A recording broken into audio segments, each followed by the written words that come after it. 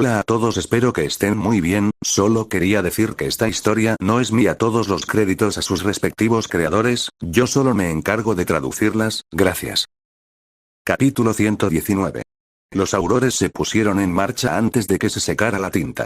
Llegaron órdenes con los sellos del ministro y el director, y el atrio se convirtió en un relevo de pergamino, acero y un propósito sereno. Los mensajeros llevaban pergaminos sellados. Los magos de impacto revisaban hebillas y fundas. Los oficinistas superiores encendían las lámparas de mensajes y enviaban lechuzas por docenas. Los elfos del ministerio entraban y salían con la ubicación de los objetivos que se les pedía encontrar sin alertar a ninguno. Los nombres de todos los departamentos se escondieron.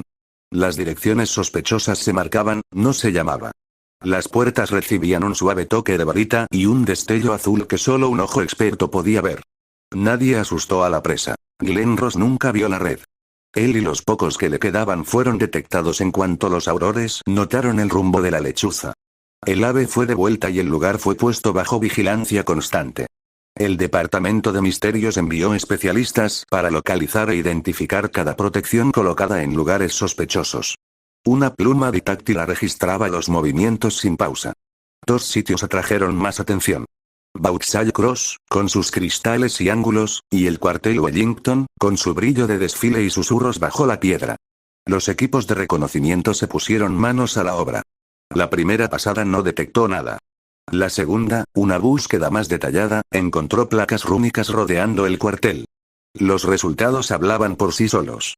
Capas de ocultación se asentaban en todos los sitios. Una celosía para silenciar las señales mágicas.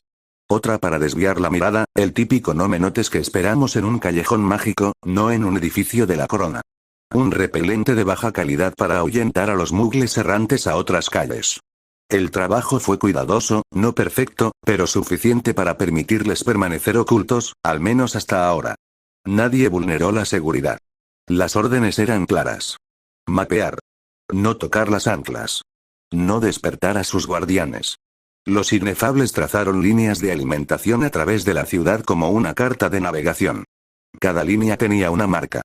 Cada marca tenía un observador. La pregunta en el tablero era clara. ¿Lo sabe el director del MI6? Harry se sentó en el banco de visitas con Neville. El Wizengamot funcionaba. No le sorprendía que hubiera traidores entre ellos. Tampoco le sorprendía que todos fueran hijos de mugles. Los mágicos y los mugles eran como el agua y el aceite. No se mezclarían ni podrían mezclarse y vivir en paz. La segregación era la respuesta para la paz y la seguridad de ambos mundos.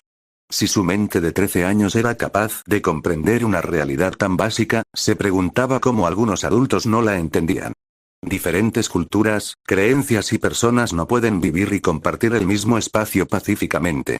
Simplemente no funcionará. La historia estaba llena de lecciones, tal como explicó su nuevo profesor de historia. Los mugles habían cazado, matado y discriminado a los mágicos en cada oportunidad que pudieron encontrar. Solo había momentos de paz cuando los mágicos decidían usar algún hechizo destructivo o se ocultaban por completo. Era una lección clara en sí misma. Negó con la cabeza. No era por eso que estaba allí hoy. Las túnicas susurraban. Las plumas arañaban. Mantuvo las manos sobre las rodillas para detener el temblor. Neville se inclinó. Respira. Una palabra tranquila, no un sermón. Harry respiró. Quería que Sirius tuviera esa sonrisa descomunal y una carcajada. Quería que la tía Alice le pusiera una mano en la mejilla y le dijera que todo iría bien. Los deseos no escriben el día. Se habían visto una hora antes. Frank Longbottom había llegado, con el uniforme erguido y el rostro abierto.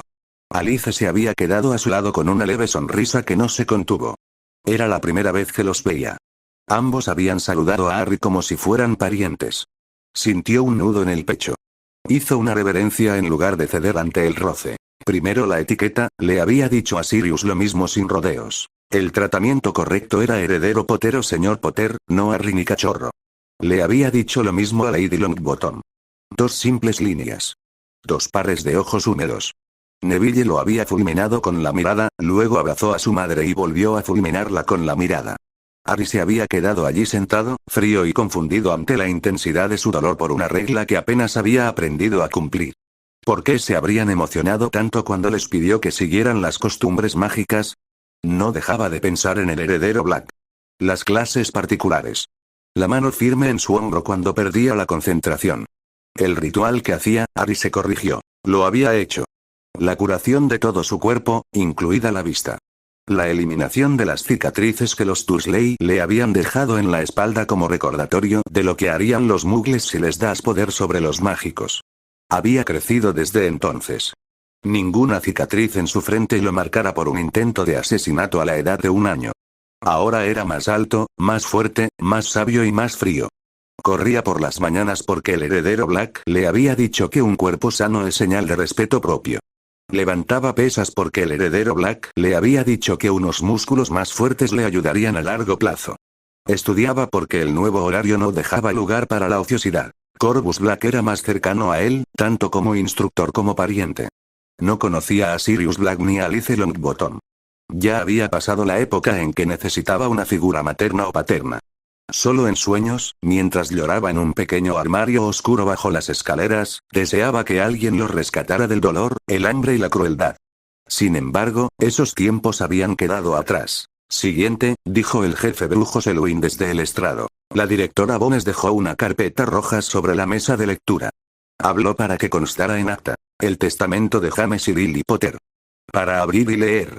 Harry la vio romper el sello de Potter. La cerra roja se quebró bajo un pulgar firme. El pergamino se deslizó.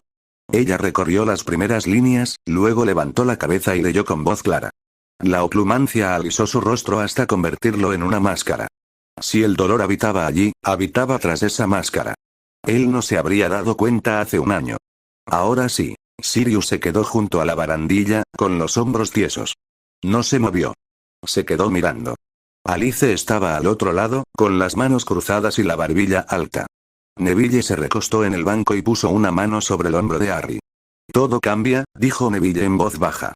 No era una promesa, sino un hecho. Harry miró fijamente el pergamino en las manos de Madame Bones e intentó contener la respiración.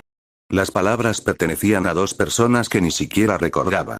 Sin embargo, ellas decidirían dónde dormía y con quién compartía el pan.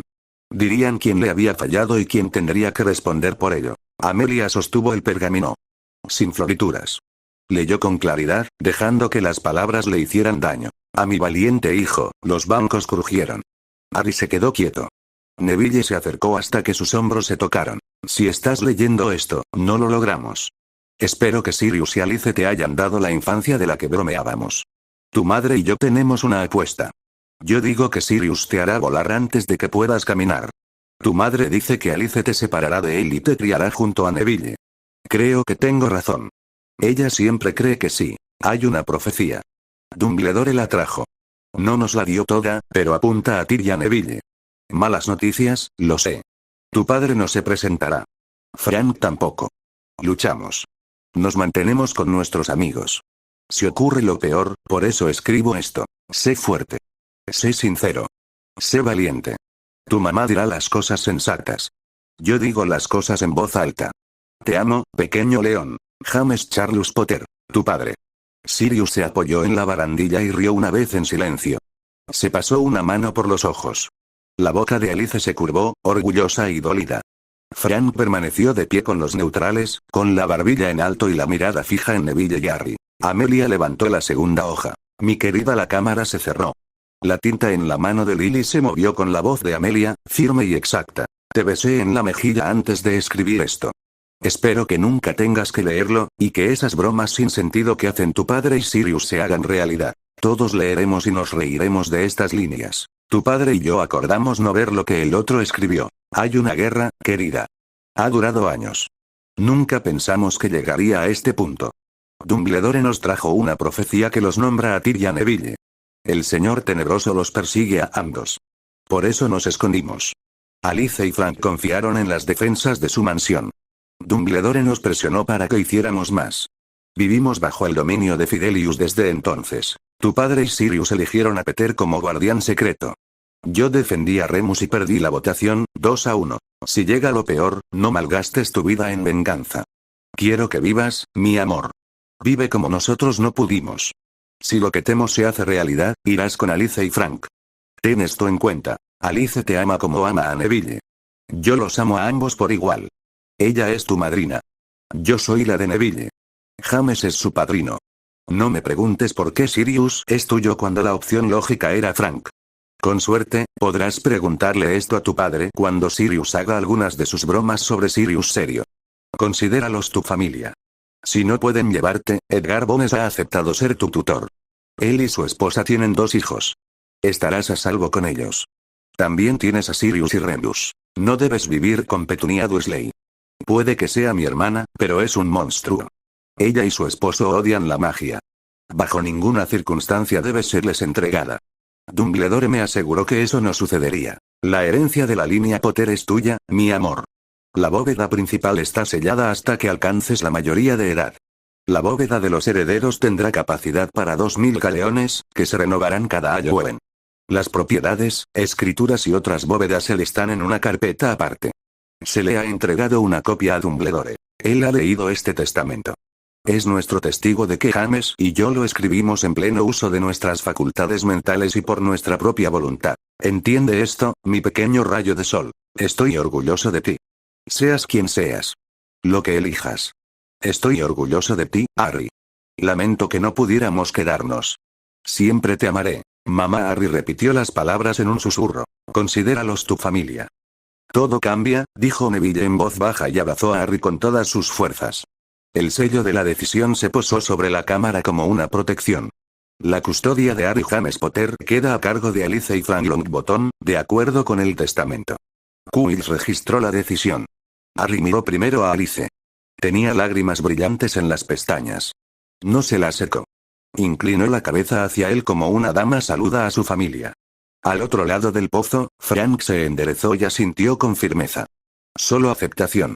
El brazo de Neville rodeó los hombros de Harry y lo atrajo hacia sí para un abrazo breve y firme. Un hermano, pensó Harry, y el pensamiento no le pareció prestado. En la barandilla de visitantes, Sirius esbozó una sonrisa torcida. Contenía tristeza y una promesa. Se llevó 2 dedos a la frente en un pequeño saludo y dejó caer la mano. Siguiente, llamó el jefe brujo Selwyn. Amelia Bones se acercó al centro y levantó la siguiente carpeta. Pruebas de miembros de la organización conocida como la Orden del Fénix. Su voz llegó nítida hasta el último asiento. Molly Weasley y Arthur Weasley cruzaron el arco con 2 aurores. Las sillas se levantaron a la orden del suelo. Las cadenas se enrollaron y se asentaron. Amelia no se sentó. ¿Tus súplicas, y consientes el Veritaserum? Arthur inclinó la cabeza. Culpable de pertenencia. Doy mi consentimiento. Molly apretó la mandíbula. No culpable. No doy mi consentimiento. Se descorcharon 2 frascos. Se vertieron 2 frascos. Las preguntas eran claras. Servicio prestado a la orden. La respuesta de Arthur fue profesional. Patrullas, tareas de escolta por orden de Albus Dumbledore. Nada más. Nada de recados privados ni instrucciones secretas. Veredicto. Culpable de servicio en una empresa ilegal. Se registraron atenuantes. Fue puesto en libertad bajo fianza y censura. La opinión pública era clara. Había 7 hijos y no había ningún deseo de destruir una familia cuando el padre había derramado su sangre contra los mortífagos. El turno de Molly fue más frío. El Veritaserum brillaba en su lengua. Las preguntas de Amelia no se desviaron. ¿Qué preparado? Pirófitas de amor, mezclas para la compulsión, respondió Molly, con la voz apagada bajo la poción. Para las parejas que considere oportunas. ¿Para quién? ¿Dónde señaló? Hijo de muggles de sangre pura. Los nombres fueron dados por Dumbledore. Un revuelo recorrió los bancos. Las plumas de ditáfono se detuvieron. La lista de brebajes ilícitos crecía. Ella, como ama de casa, no era apta para el trabajo de campo. Por lo tanto, Dumbledore la usó para preparar pociones ilícitas para no responder a las preguntas de Severus. Solo una cocina se convirtió en una silenciosa fábrica. Su sentencia llegó rápidamente. 3 meses en la sala de baja seguridad de Azkaban. Recuperó la voz cuando le administraron el antídoto e intentó escupir fuego a la cámara. Magos oscuros, todos ustedes. Él es el salvador de orden, dijo Selwyn, y las esposas protegidas se apretaron. Aumentó la condena a 6 meses. Su arrebato se apagó al instante. Los aurores la guiaron a través del arco. La puerta se cerró tras ella con un último ruido. Próximo. Severus Snape y Minerva McGonagall entraron juntos. Las semanas bajo custodia los habían deslustrado. La túnica de Snape colgaba suelta, el cabello lacio y un moretón amarillento bajo un ojo. Debía de ser un antiguo alumno de alguna de las tres casas. El tartán de McGonagall había desaparecido, reemplazado por el gris del ministerio. La expresión de su boca seguía siendo de hierro. Sus súplicas y consentimiento al Veritaserum. McGonagall levantó la barbilla. Culpable de pertenencia. Doy mi consentimiento. La mirada de Snape se quedó fija en el suelo un instante más de lo debido. Culpable. No doy mi consentimiento. El interrogatorio se dividió a partir de ahí. Con el frasco arrebatado, el relato de Minerva quedó a la sombra. Cenas de reclutamiento, casas francas y peleas con mortífagos. No pidió clemencia. Su castigo fue la vida que conocía. Se le prohibiría ejercer cualquier cargo con niños. El tribunal se lo concedió. Excluida de la autoridad escolar de por vida. Decidió regresar a las tierras de su clan. Se inclinó ante la cámara, con el rostro impasible, y dejó caer las cadenas. Snape eligió un contrato en lugar de la poción. Su excusa fueron sus escudos de oclumancia. Su interrogatorio fue duro. Primera marca. Incursiones realizadas siendo muy joven por la invocación de un monstruo. La marca descolorida en su antebrazo era prueba suficiente de que el monstruo estaba fallando. No pidió perdón. No fingió heroísmo. Pidió trabajo. Veredicto. 5 años bajo custodia del ministerio, bajo custodia del cuerpo de sanadores y el departamento de investigación criminal. Prohibida la varita en público. Prohibido el contacto con estudiantes. Cerró los ojos un instante al leer la sentencia y asintió como si esa hubiera sido su esperanza. Las pruebas continuaron. Tenderos. Un escriba de Diagon. 2 magos de golpe. Nombres de todos los niveles. El día se aclaró al anochecer. Alastor Moody. El veterano se interpuso entre 2 aurores, pero no se apoyó en ellos. Los años le habían quitado un ojo y le habían dado otro que giraba en su cuenca. Permaneció erguido en la silla. Las cadenas le cubrían las muñecas como brazaletes. Súplica y consentimiento al Veritaserum. Sí, dijo. Doy mi consentimiento. Sin súplicas. La poción se desdibujó en su lengua. Surgieron preguntas. ¿Por qué te uniste? El ministerio era corrupto, dijo. Los magos oscuros se abrían camino. Se necesitaban varitas en la noche. ¿Sabías de los otros actos de Dumbledore? No, tragó saliva con dificultad. De haberlo sabido, lo habría detenido. Volvió la cabeza hacia Amelia. Yo cazo magos oscuros, muchacha. No los ayudo. Sentencia. 3 años de servicio obligatorio en la oficina de aurores. 100 reclutas serán entrenados cada año según el estándar de élite del DMLE. Hizo una mueca. La prisión sería más tranquila, murmuró, y la galería casi sonrió. Cuando cayó el mazo final, la cámara se sumió en su actividad más tranquila. Una delgada fila se formó bajo el estrado. Brujas y magos con las mangas arremangadas y los ojos que no se cruzaban con la luz. 7 de los escaños conservadores se levantaron, luego otros 3 de los neutrales. Viejas marcas ardían bajo la piel vieja. Vinieron en busca de una nueva y segura orilla porque la antigua se había hundido. Selwyn los recibió uno a uno en la barandilla inferior, con los empleados de pergamino a su lado. Levantó la vista una vez, a través del suelo, hacia Corvus Black. Corvus asintió levemente. Selwyn cambió de línea. Señoras y señoras, por favor, síganme a una sala de reuniones. Una vez dentro, y los demás lo siguieron, se dirigió a ellos. Buscan una indemnización, y la buscan legalmente. Es posible. No será barato. Prestarán juramentos. Pagarán indemnizaciones si quieren que esa marca en sus antebrazos desaparezca. Mostró la suya. Se someterán a las condiciones que se les presenten cuando llegue el momento. Si aceptan, quédense a la izquierda. Si no, son libres de irse. Nadie se retiró. Se tomaron nombres. El precio les dolería como les había dolido a él y a los demás. Harry observó el dorso de la mano de Alice mientras se agarraba a la barandilla. Allí se secaban las últimas lágrimas. Neville le dio otro codazo y le dirigió una mirada que indicaba que se marchaban juntos. Corvus también salió de la cámara con la mirada fija. Su destino era el departamento de misterios. Necesitaba ayudantes de laboratorio. Capítulo 120. Akingbade presionó el pulgar contra la cera tibia y dejó que el sello mordiera. El mapa en la pared del fondo latía con luces lentas. Rojo para hostil. Ámbar para indeciso. Una fina cadena de cuentas azules que antaño rodeaba Europa se había apagado hacía 4 meses y permanecía oscura. Estado, dijo. El empleado de la mesa auxiliar repasó las notas que ya estaban en orden.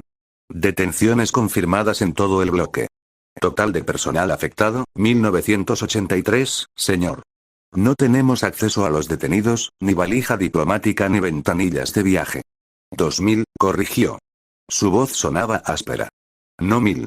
Redondeamos al alza cuando contamos las pérdidas. Lee la lista. Ella obedeció. Nombres, departamentos y puestos vacantes. Observó las cuentas azules que habían desaparecido. El norte y el este del continente pertenecían ahora al otro lado. Sus sellos fluían por los caminos que antaño usaban sus mensajeros. Sus costumbres le quemaban las escrituras. Su propia idea había dado la vuelta al cuchillo. Cortar las rutas, privarlos de comida, obligarlos a entablar conversaciones. En cambio, los mercados cerraron y nunca volvieron a abrir. Las prohibiciones comerciales no los afectaron. Un corredor se deslizó y dijo: «Señor, aves frescas de Madrid y Ottawa». Rompió los sellos. La noticia no cambió. España resistió. Los estadounidenses seguían hablando del lenguaje de los comités y la paciencia. Canadá esperó a su manera. México permaneció en la sala, pero vigilando la puerta. Sudáfrica se había dividido. Algunos cónclaves seguían redactando sus actas bajo el escudo del ACMI. Otros no. Almacenes. No levantó la vista. Otra pérdida en Valencia. Las reservas de Ronda se han vaciado. Los corrales de Toulouse han sido incendiados. En la mayoría de los casos, las criaturas habían desaparecido. Se adjuntan listas de huevos, pieles y núcleos faltantes. Las firmas en las barreras muestran la mano de un experto. Desmantelaron las barreras y las reconstruyeron para señalar a nuestro personal como hostil. Perdimos a 68 expertos. Se frotó la mandíbula con un nudillo. ¿Quiénes son? El empleado se arriesgó a echar un vistazo al gran mapa. Señor, China e India siguen registradas como no afiliadas. Las ciudades egipcias envían silencio. Israel escribe sobre otros asuntos y una palabra sobre su posición política. Los nómadas árabes en el desierto responden después. Las islas de Java y Bali envían notas educadas y ninguna postura. Japón se inclina un poco más cada semana. Asintió una vez. La lista sabía a ceniza. Neutral no significaba amigable. Significaba observar. Dumbledore había sido su imagen pública en Europa. Según el profeta, lo enviaron a Azkaban. El otro bando ondeó el hecho como una bandera. A Albus le gustaban las banderas. También le gustaban los secretos. No había nada útil que rescatar de ninguno de los dos. Akingbade se acercó a los estantes y sacó un libro de contabilidad encuadernado en cuero verde agrietado. Catálogos de casas. Fondos privados. Lugares que la Confederación jamás tocó porque era prudente dejar a los antiguos dragones en sus tesoros. Era la razón principal por la que muchos de los generales de Grindelwald vagaban en libertad. Black, Diablo, Nast, rastreó los nombres. Casa Negra. El registro en sus ramas parecía un amuleto de advertencia. Profunda práctica en la artesanía oscura y oscura. Bóvedas de grimorios que silenciaban incluso a sus censores más veteranos. La Casa Diablo de Portugal, con sus experimentos de linaje y la extraña artesanía plegable que llamaban arte espacial. La mayoría de sus miembros murieron en uno de sus intentos de abrir una puerta a un plano infernal, y no podría estar más feliz si el resto los siguiera. La Casa Nacht, con su trabajo ritual que se extendía como clavos de hierro a través del roble. Pensó en el antiguo círculo de piedras de Alemania y en cómo la noche zumbaba allí si te quedabas quieto y escuchabas. Luego Egipto, las antiguas ciudades con nombres limpios. Memphis. Tebas. Amarna. Dinastías que nunca escribían a la Confederación a menos que así lo decidieran. Los libros de contabilidad no indicaban quién gobernaba esas casas ahora. No estaba claro si los nombres pertenecían a hijos o a los mismos hombres que antaño hablaron con los faraones. Fueron los mágicos egipcios quienes enseñaron al mundo a dividir un alma. Los libros de contabilidad tampoco lo decían. No hacía falta. Cerró el libro y lo dejó caer. Nos queda una carta, dijo. No la disimuló. Sucia como una cuneta y el doble de útil. Pensó y sintió el escozor de lo que estaba planeando. Iba a traicionar al mundo mágico y ponerlo a merced de los mugles para tomar el control. La pluma del empleado flotaba en el aire. Mugles. Miró al techo, donde el enrejado de la sala brillaba tenuemente como miel vieja. No lo digas como una maldición. Los gobiernos saben que existimos. Lo saben desde hace mucho tiempo. Reclutan en los márgenes de nuestras escuelas. Hacen pruebas en sótanos. Ponen hechizos en portapapeles y lo llaman investigación. Fracasan porque nadie les abre las viejas habitaciones. Sin nuestra herencia ancestral, una varita es un palo. Sin mentores, un graduado es un niño con un fuego artificial. ¿Piensas trabajar con ellos?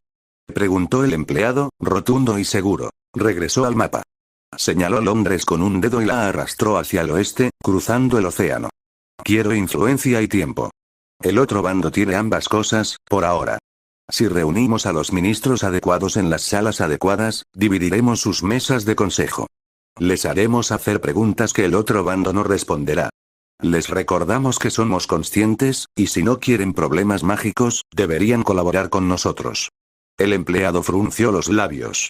Señor, el pacto. 1600, dijo. Reyes, consejos y una promesa de que nos mantendríamos separados. La cumplimos cuando el mundo era pequeño. El mundo ya no lo es. Tienen guardias en fortalezas fluviales y torres de cristal. Sabíamos dónde estaban. Vauxhall Cross. Cuarteles de Wellington. Habitaciones donde sus guardias firman juramentos. Eso era solo Gran Bretaña. Movió el dedo hacia el sur, hacia el continente. Había más, y los necesitamos ahora. Dirigieron sus propios círculos ante nuestras narices, y los dejamos hasta ahora. El silencio se apoderó de la oficina. El corredor, olvidado por ambos, cambió de postura e hizo crujir el suelo. Afuera, un ascensor lejano sonó y luego se atascó en un piso superior, donde la piedra se había movido de nuevo. Akingbade sacó una hoja simple y escribió una sola línea. Meridiano de contingencia. Lijó la tinta, dobló la hoja y volvió a presionar el sello verde. La cera se enfrió bajo su pulgar. Envía esto a la oficina de Nueva York, dijo. En mano. Si piden una segunda copia, no hay ninguna. El corredor tomó la orden y salió casi al trote. El secretario habló para llenar el espacio. Señor, si nos metemos en ese río, no volveremos a salir. Los países que aún llevan nuestro escudo esperarán que pongamos el suyo primero. Los países que se fueron dirán que hemos demostrado su miedo. Volvió a colocar el libro de contabilidad en su estante. No busco justicia. Busco una compra. Salimos de esta o nos hundimos. Eso es todo. Hizo una pausa. Necesito una lista de todas las casas particulares que aún pertenecen a nuestra columna y que poseen una biblioteca digna de ese nombre. No les preguntaré sus secretos. Les pediré consejo. Ella asintió y se movió de inmediato. El rayito de tinta tranquilizó la habitación. Se acercó a la rendija de la ventana. Sentía un olor a polvo en el aire. Se recostó y volvió la mirada hacia el escudo de la IGU, un consejo que se autodenominaba supremo y que ahora no podía comprar un pasaje por un camino seguro. Dejó reposar la siguiente orden en su boca hasta que dejó de saber a orgullo. Invita a los embajadores de España, Canadá, México y Estados Unidos. Dentro de 3 días. Les mostraré lo que aún controlamos.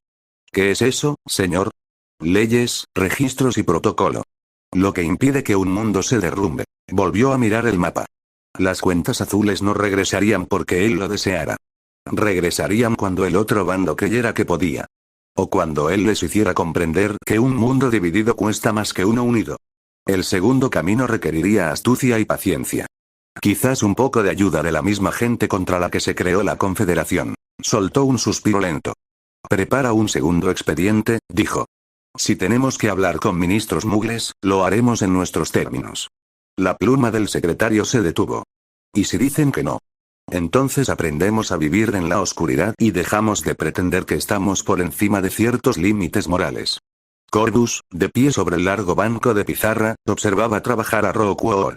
El ex inefable tenía los viales en una cuadrícula estricta. La columna izquierda para las líneas de petardos. La columna derecha para las líneas de magos emparejadas. Las etiquetas estaban impecables. El aire fresco de una placa rúnica mantenía la sangre fresca. El nido estaba tan tranquilo que el tic-tac de un cronómetro de latón marcaba cada segundo. Los marcadores resisten, dijo Rockwell sin levantar la vista. Las muestras de petardos de la casa Volkov muestran los mismos sectores inactivos que los británicos. Diferentes linajes. Los mismos sectores inactivos. Corbus tomó nota. Los patrones estaban ahí. Tramos enteros que deberían haber cantado con magia estaban dormidos. Golpeó la esquina del pergamino. Seguimos emparejando diferentes linajes. Necesitamos identificar la causa. Envía 2 lotes más de las propiedades Kraftinast. Deja que los druidas trabajen en ellos y en los patrones mugles. El cronómetro sonó. Rokuo lo reinició y se inclinó hacia un encantamiento de visión.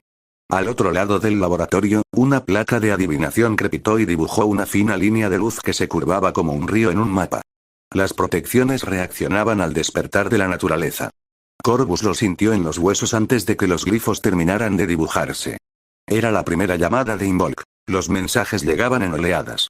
Búhos, elfos, fuego verde en un cuenco poco profundo.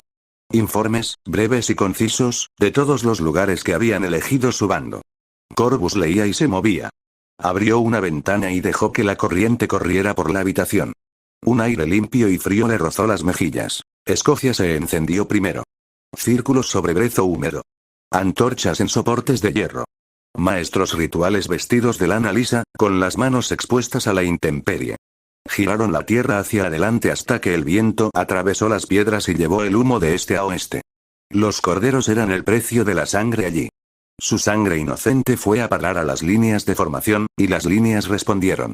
El aire perdió su sabor rancio. Al otro lado del mar del norte, los aquelarres de la costa frisia colocaban cuencos de sal y leche sobre la arena negra. El cántico era bajo y sin florituras. El viento se levantó y arrancó la podredumbre del pantano y el puerto. En Praga, los círculos se trazaban con tiza sobre viejas losas. En Lisboa, los pequeños cónclaves usaban agua de río y hojas de limonero. En las estepas cercanas a Omsk, máscaras con astas y cuchillos sencillos. En Ulaanbaatar, 3 docenas de maestros de tribus aliadas rodearon un túmulo de piedra y dejaron que los pupilos respiraran como si la ciudad fuera un cofre viviente. Cada sitio había pagado el precio de sangre. Pollos. Cabras. Un ciervo en la orilla del Baikal. El precio está pagado y se nombra. Desde el límite atlántico hasta Vladivostok, el patrón se mantuvo. Las barreras se abrieron y se ventilaron. La suciedad vieja se disipó. La magia llegó como un frente frío y dejó tras de sí un cielo sin neblina. No se envió ninguna convocatoria a los estados que aún se adherían al ACMI. Sus líneas ley permanecieron apagadas. Su magia se manchó. Involk era la época de la purificación, y la nueva facción ofrecía su magia a la naturaleza, con cientos de rituales realizados al comenzar a aparecer los primeros indicios de la primavera. La tierra misma tomó un respiro tras décadas de corrupción. Por fin, la madre magia era libre. Rokuo apoyó la palma de la mano en el banco. Frunció el ceño. ¿Lo sientes? Corvus asintió. El laboratorio había cambiado de tono. El zumbido en la piedra era una nota más aguda. Se acercó a un estante y presionó con el pulgar un fino disco de vidrio. El medidor de éter se iluminó con un anillo. Más limpio, dijo. No más fuerte, pero más puro. Los despachos seguían llegando.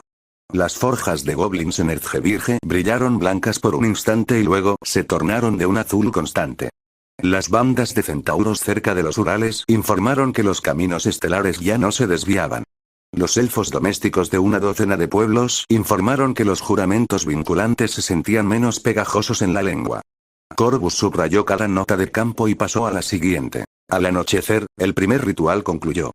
Involk había absorbido el polvo y devuelto un suelo limpio. Los hechizos lanzados a su paso formaban círculos más cerrados.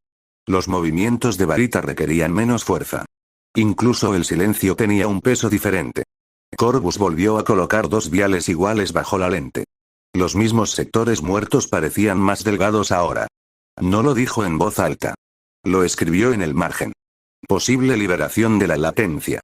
Verificar con una segunda ejecución. La primavera arreciaba. Se corrió la voz de Ostara y las filas se animaron con la respuesta. Esta vez, más manos se unieron. No solo brujas y magos. Los goblins entraron en los anillos exteriores con los martillos en alto. Los centauros pusieron sus cascos en las puntas de los 4 cuartos. Los elfos domésticos llegaron con cuencos de pan y sal y los colocaron en cada puerta. La tierra los sintió y se abrió. Desde Caitnes hasta Galicia, desde la Selva Negra hasta el Mar Blanco, los círculos se llenaban. En Noruega, colocaban ramas verdes sobre la nieve y quemaban la paja del año anterior. En Silesia, los maestros rituales dibujaban círculos limpios con tiza sobre polvo de carbón. En las llanuras kazajas, usaban leche de yegua y centeno. En la taiga, una fila de ancianos caminaba hasta un arroyo helado, abría una vena en el cuello de un conejo, daba las gracias y observaba cómo el agua arrastraba el precio bajo el hielo. Las pieles y los huesos se guardaban para herramientas y alimento. Nada se desperdiciaba. El acto era simple y preciso. En cada sitio, las líneas de primavera se trazaban de este a oeste y viceversa hasta que la fuerza se equilibraba. Los cánticos no eran grandilocuentes. Frases cortas. Palabras antiguas. La cuestión no era el poder. Era una medida. Equilibrio dentro, equilibrio fuera. Donde la ACMI aún dominaba, las barreras permanecían cerradas. Donde sus aliados se habían replegado, el aire permanecía viciado. En otros lugares, el aliento de la tierra se aquietaba. En el nido, el medidor de éter subió otro tono. Las placas rúnicas de los bancos brillaron con intensidad. Las manos de Rokuot temblaron al lanzar un encantamiento de visión. Maldijo en voz baja y volvió a lanzarlo. Mismo par, misma preparación. Respuesta diferente. Corvus se inclinó. Los sectores inactivos seguían allí, pero los bordes parecían más activos. Casi podía ver una veta que no había estado allí hacía un mes. No estaba abierta. Todavía no. Una veta al fin y al cabo. Sintió la necesidad de empujar. No lo hizo. Mide primero. Escribió otra nota. Repite con primos compatibles del linaje Kraft. Compara solo después del equinoccio. Rokuot se giró desde el banquillo. La prohibición de los rituales y la magia oscura fue la causa de la decadencia de la magia, dijo con voz apagada. La dejamos pudrir y supurar en las líneas ley durante décadas. Luego culpamos a los nacidos de mugles del olor. Ya está mejor, dijo Corvus. No sonrió. Ni siquiera se permitió asentir. Simplemente escribió otra lista. Muestras que extraer. Casas que emparejar. Sitios que volver a visitar después del siguiente rito. La noche volvió a caer. Ostara cerró con campanas silenciosas y tambores sordos. En todos los países aliados, se alzaron los últimos cuencos. La sangre fue enterrada con sal. El suelo fue apisonado. Los niños llevaron las últimas verduras a los dinteles de las puertas. El aire en el laboratorio se asentó con su nueva nota. Corvus tapó el último vial del día y lo colocó en la rejilla derecha. Regístralo, dijo. Luego duerme. Al amanecer, empezamos las pruebas relativas. Quiero a Kraft, Volkov, Greengras y Nax para el mediodía. Rokuoda sintió con cansancio. El cronómetro de latón marcó la siguiente hora.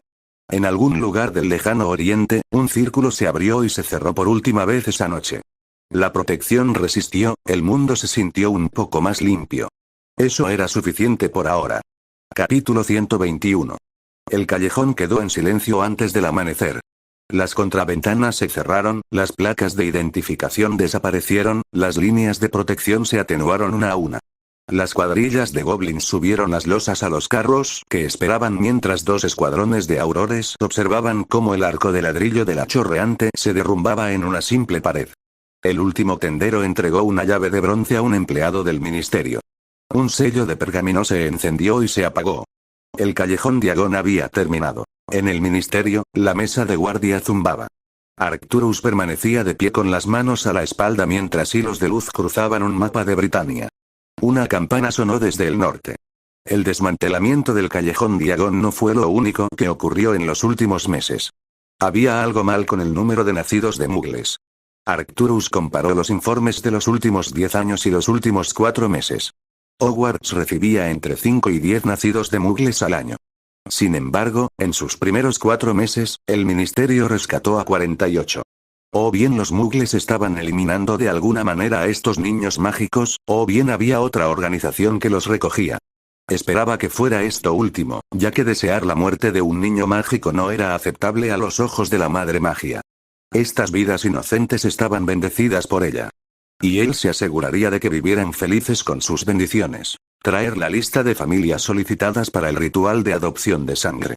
Su mirada se dirigió a la lista de adolescentes a quienes se les dio una opción. Los jóvenes, sangre adoptada por las familias dispuestas.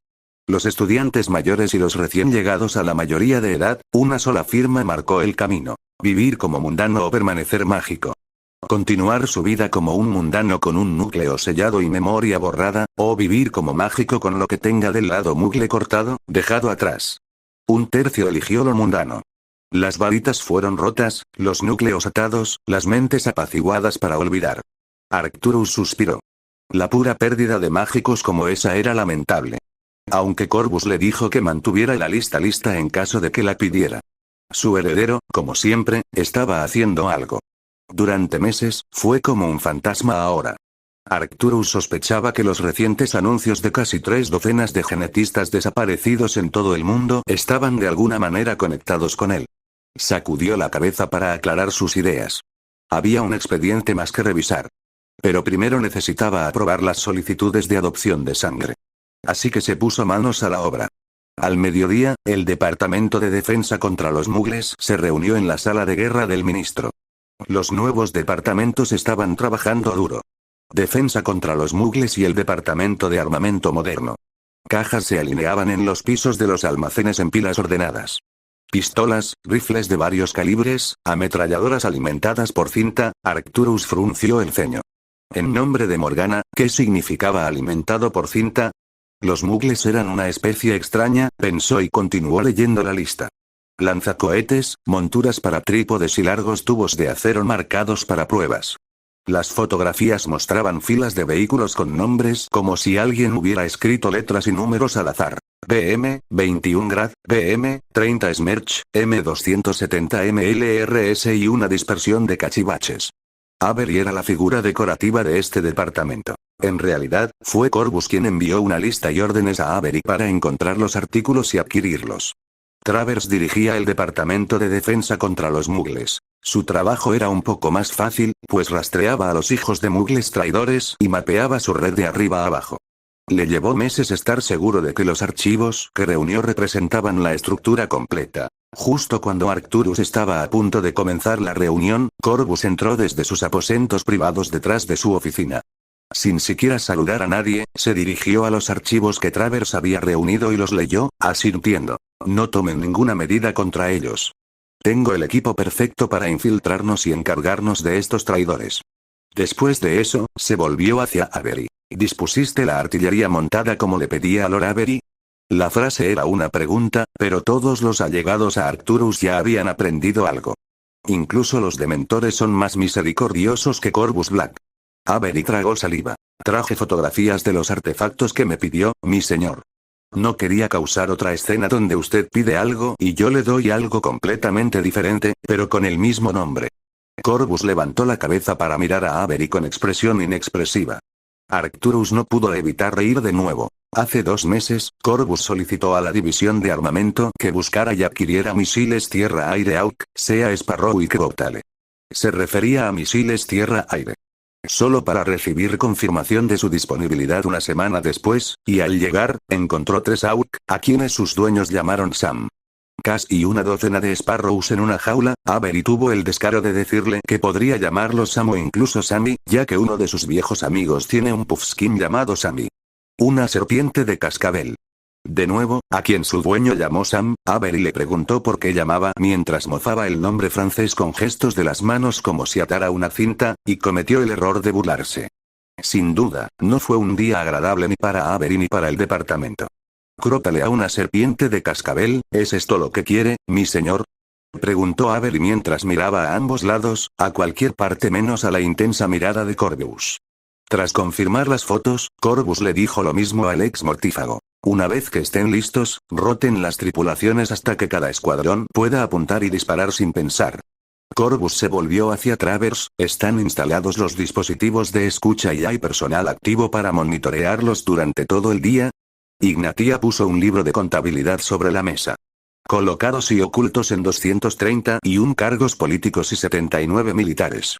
El esquema de ocultación se tomó prestado de los inefables. Las firmas de rastreo imitan el encantamiento ambiental de elementos históricos. El riesgo de detección es extremadamente bajo. Al terminar la reunión, Corvus se quedó mirando el mapa, con la vista puesta en 2 puntos tranquilos: Vauxhall Cross y el cuartel Wellington.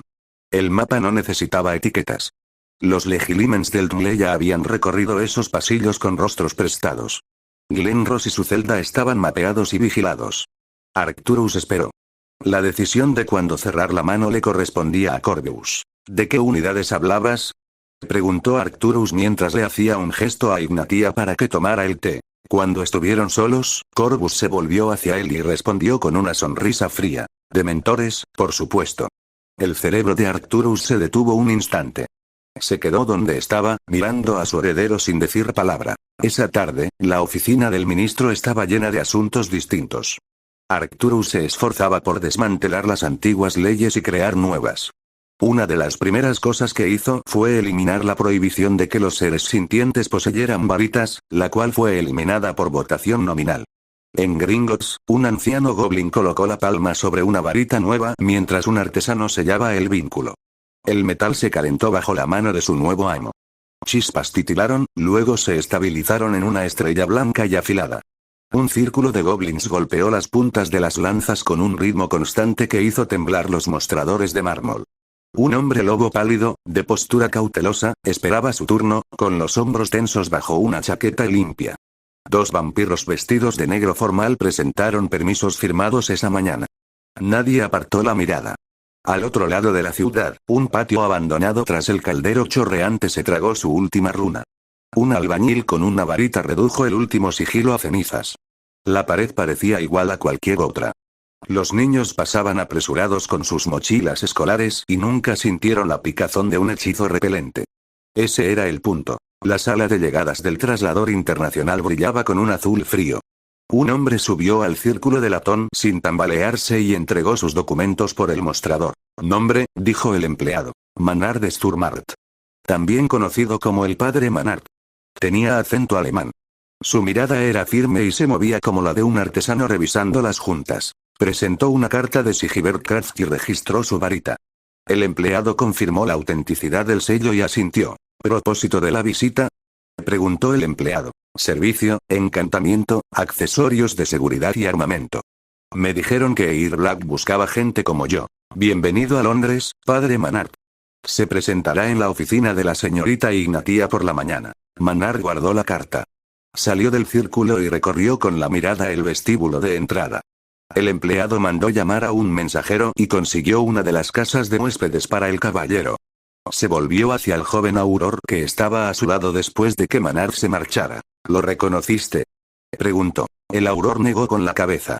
El secretario tomó un ejemplar antiguo y fechado de El Profeta y encontró el artículo que buscaba. Hablaba de un joven.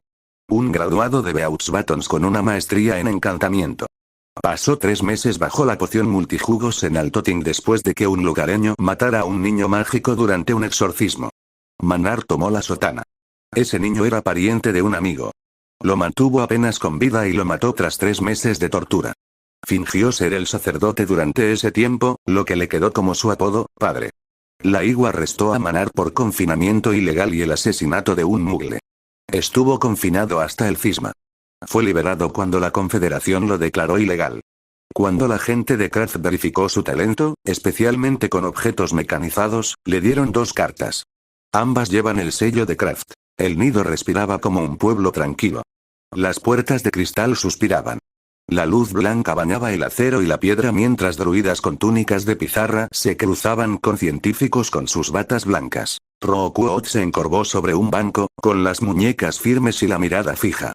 Etiquetó los viales tomados de Squibs y primos sangre pura, los colocó en sus respectivos estantes y luego empujó el carro hacia un escáner que los druidas habían sintonizado con sus runas. Intercambió una mirada fugaz con Corvus y volvió al trabajo. Ian Wilmot y Kate Campbell se encontraban en la estación central con su pequeño equipo del Instituto Roslin. Corvus colocó una jaula de alambre vacía en su banco y respiró hondo para calmar la sala. Allí estaba sentado un ratón marrón. Wilmot cerró los ojos con satisfacción. Es posible, dijo Corvus. Etiquétalo. Campbell colocó una etiqueta en la cola y escribió el número en su cuaderno. Usa el hechizo que muestra su aura para que podamos compararlo con un natural. Todavía no estaba acostumbrado a que la magia fuera real. Recordó el día en que un golpe a su puerta trajo a este joven a su oficina. Se presentó como Corvus Black. Ian no pudo evitar burlarse. Tiene usted unos padres con un gusto extraño por los nombres, señor Black. Oh, no tienes idea, doctor Wilmot. Toda mi familia tiene nombres raros. Incluso tengo un primo llamado Draconis Lucius Malfoy. Ante esto, Ian se rió. Estoy seguro de que el Día de Acción de Gracias es un espectáculo en sí mismo en tu casa, continuó, riendo. Corvus Black no lo acompañó. No celebramos estos días, doctor Wilmot. Verá, la razón por la que decidí visitarlo a usted en lugar de a otros biólogos o genetistas es muy simple. Quiero que trabaje para mí. Quiero que trabaje en la clonación de un ser vivo. Sin el dilema moral, sin preocuparse por la financiación ni por ninguna otra distracción. Ian Wilmut fue el científico que clonó con éxito una oveja.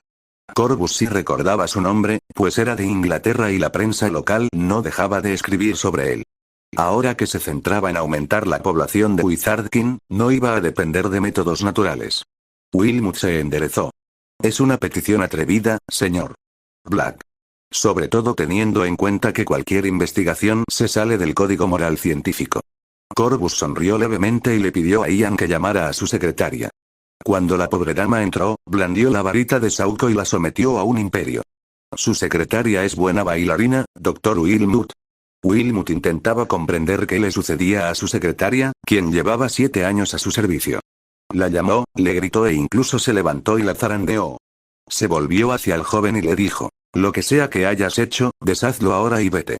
Corbus también se levantó. Era media cabeza más alto. Se acercó al doctor. Observa con atención.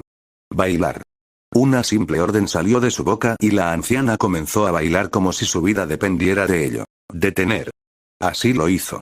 Ahora, simplemente puedo ordenarle que deje de respirar, y morirá asfixiada donde está. Le muestro esto, Dr. Wilmut, para que lo entienda. Simplemente puedo ordenarle que haga lo que quiero. No acepto un no como respuesta. Corbus suspiró mientras el mapeo de memoria trabajaba y transmitía lo que Wilmut estaba pensando. No, no eres más rápido que yo. No, no tienes nada que pueda detenerme. Sí, la dejaré en paz. Personalmente, no me importa esta dama. En absoluto. Un tenso silencio se prolongó en la oficina. Sí, estoy leyendo tu mente activamente. Puedo hacer más que eso también.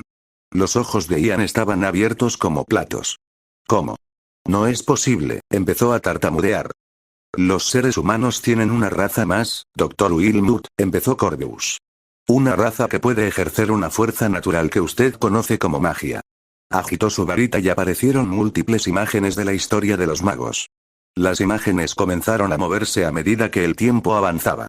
En el apogeo de las inquisiciones española y romana, mientras el año se mostraba sobre las imágenes, las detuvo todas a la vez. Los magos decidieron dejar en paz a los mugles y esconderse en lugar de lidiar con sus siempre cambiantes gustos religiosos y políticos. Así, alrededor del siglo XVII, nos convertimos en fantasmas y cuentos de hadas. Tibia aprovechó ese momento para entrar y servirle una taza de té a Corvus. ¿Beben los mugles? Le preguntó a Wilmut. El hombre se quedó un poco atónito al responder. ¿Qué eres? Fue el único sonido que salió de su boca, lo que ofendió a Tibby lo suficiente como para resoplar y salir disparada. Felicidades, Dr. Wilmut. Has ofendido a mi elfo doméstico. Una advertencia amistosa. Tienen una memoria muy buena. Ni siquiera tus nietos tendrán paz ahora que has ofendido a la magnífica Tibby. Corvus habló con un tono serio, lo que hizo que Wilmut se pusiera pálido con cada respiración.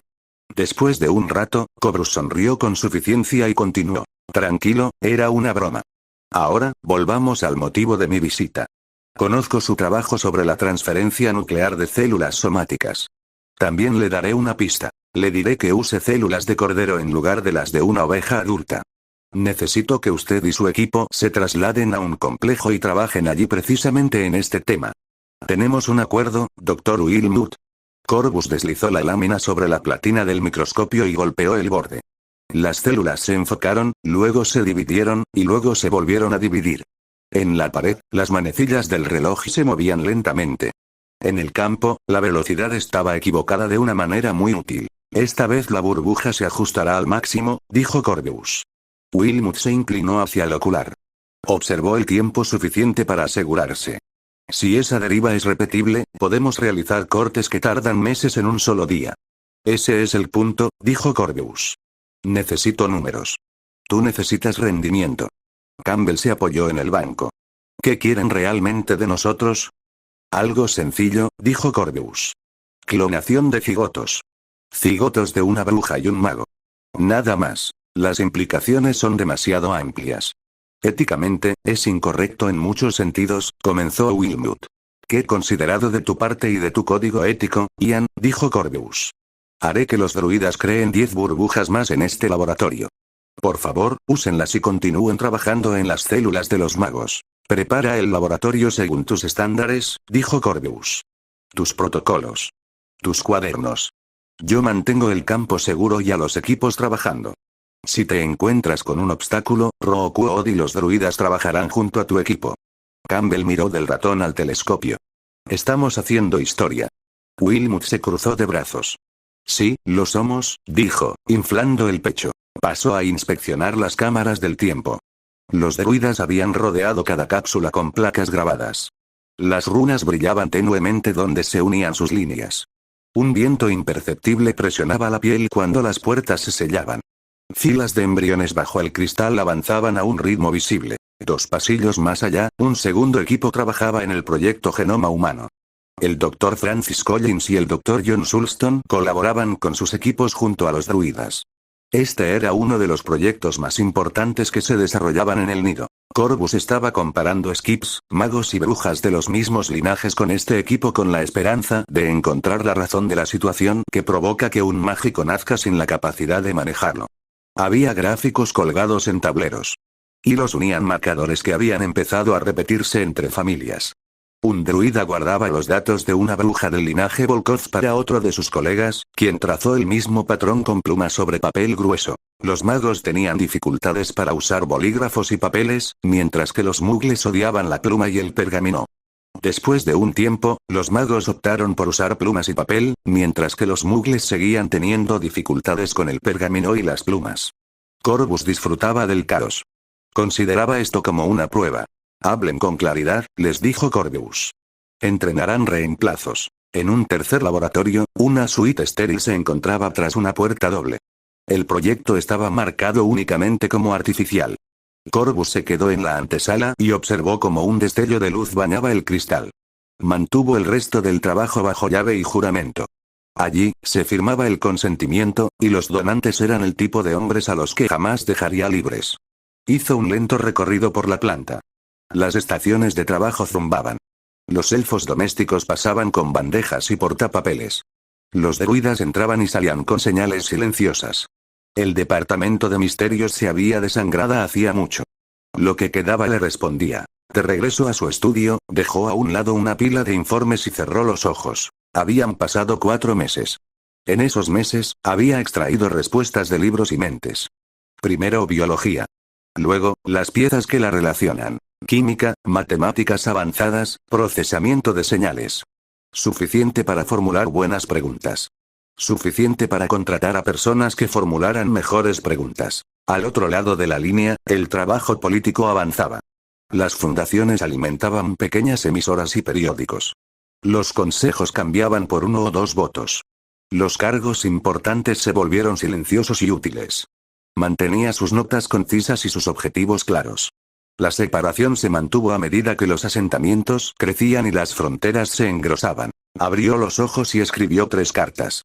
Una para Vinda. Otra para Arcturus. Otra para Sigibert para que la transmitiera. Era hora de sacar a Gellert. No como un símbolo. Como una fuerza con una misión precisa. A Corvus no le interesaba la guerra fallida de otro. Tenía un mapa y necesitaba un general impasible. Su verano iba a estar atareado con Flamel. Esta iba a ser la prueba para Vinda, Grigori y Sigibert. Si mostraban señales de traición, no dudaría. Selló las cartas y las puso en la bandeja. Tibi, llamó. Pasaron 4 días. El elfo apareció con un crujido que ya nadie en el laboratorio notó. Tibi observó el laboratorio, temiendo que lo mordiera. El viejo amo y los demás ancianos están esperando, dijo Tibi. Debes lanzarles pollo. Corvus se frotó la frente. Tibi, hay muchas aves en el mundo. No son variantes de las gallinas. Tibi entrecerró los ojos y resopló levemente. Todos los pájaros son gallinas, murmuró. Locura negra, pobre amo. El viejo Creature tiene razón otra vez. Negó con la cabeza. Quizás les pediría a los equipos que empezaran a investigar sobre los elfos domésticos. Luego volvió al trabajo.